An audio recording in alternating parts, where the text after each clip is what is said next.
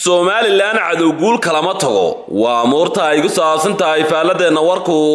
waana qalinkii Umar Maxamed Faaraxa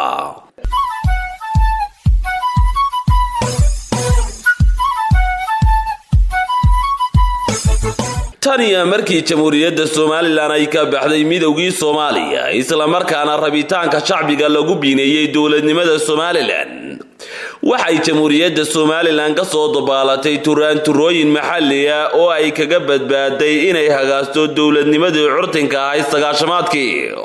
heshiiskii ummadda ee Somaliland lagu unkay wuxuu ku salaysan yahay walaalnimo sinaan iyo cadaalad sidoo kale waxa dib u heshiisiintii qaramayntii maleeshiyaadka iyo duruufihii adka lagaga soo baxay yuhunta iyo kalfurnaanta ummadda reer Somaliland oo yaqaana dirirta iyo saamaxaadda jamhuuriyadda Somaliland waxa ay dawladnimadeeda aan caalamku waxba ku darsanin ay ku samata baxday sidii ay isaga moosi lahayd in dawlada shisheeye aanay saameyn ku yeelan arrimaha masiiriga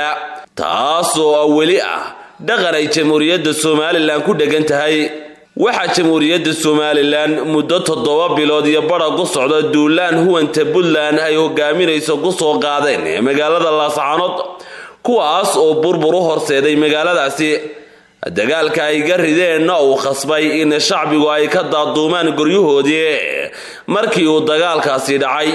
isimadii Soomaaliya ay noqdeen qaar loo adeegsado burburinta magaaladoodii waxa xukuumadda madaxweyne Muuse Biixi Cabdi ay dadaal weyn u gashay inay dagaalka Laascaanood si xeelad loogu naafayso cadowga dibadda kaga soo duulay waxaana dadka siyaasadda falanqeeya ay aaminsan yihiin in madaxweyne Muuse isagoo maanka ku hayay yaraynta khasaaraha uu rafaadiyay maleeshiyaadkii soo duulay kuwaas oo aan marnaba guul ka keenin weerarada ay ku soo qaadeen ciidamada qaranka sidaas daraadeed xukuumadda iyo shacbiga Somaliland waxa ka go'an sidii ay dhinacyada soo duulay uga saari lahaayeen xuduudaha Somaliland waxa muddooyinkan cadowgu uu isku maaweelinaya in Somaliland ay ku furantay furan kale oo dagaal taasi oo ariya maalmeed iyadoo Somaliland dhaqan u leedahay inay xalka gudaheeda ay ka gasho khilaaf kasta oo siyaasadeed